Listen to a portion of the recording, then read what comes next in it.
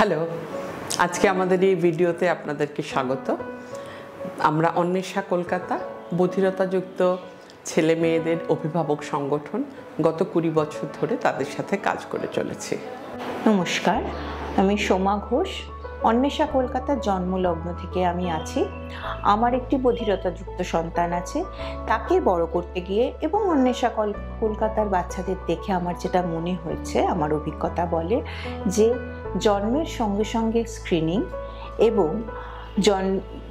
স্ক্রিনিংয়ের পরে early intervention দুটি যদি পাশাপাশি চলে তাহলে একটি বাচ্চার বেড়ে ওঠাটা অনেক সহজ হয়ে ওঠে এবং সাধারণ বাচ্চাদের মতোই কিন্তু ওরা আগামী দিনে নিজেদের জায়গাটা সমাজে করে নিতে পারে।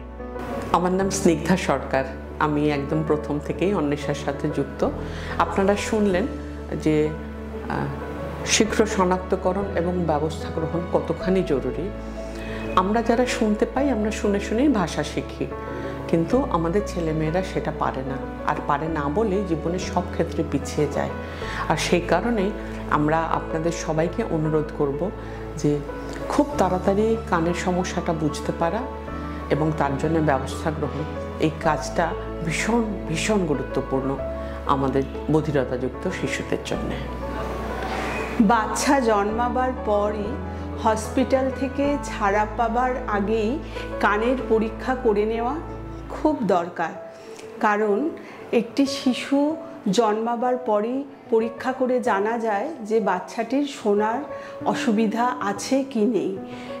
যত শীঘ্র আমরা জানতে পারবো যে বাচ্চাটার শোনার অসুবিধা আছে বা নেই, সেই বিষয়ে ব্যবস্থা গ্রহণ করলে বাচ্চাটির একটা স্বাভাবিক জীবন দান করা অতি সহজ হবে।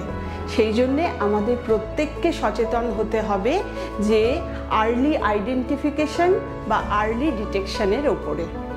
এই ভিডিওটা দেখার জন্য ধন্যবাদ। আশা করি আপনারা পুরো বিষয়টার গুরুত্বটা বুঝতে পেরেছেন এবং এটা আপনাদের কাজে লাগবে, এবং কোনো প্রয়োজনে আমাদের সাথে যোগাযোগ করলে আমরা খুশি হব। নমস্কার।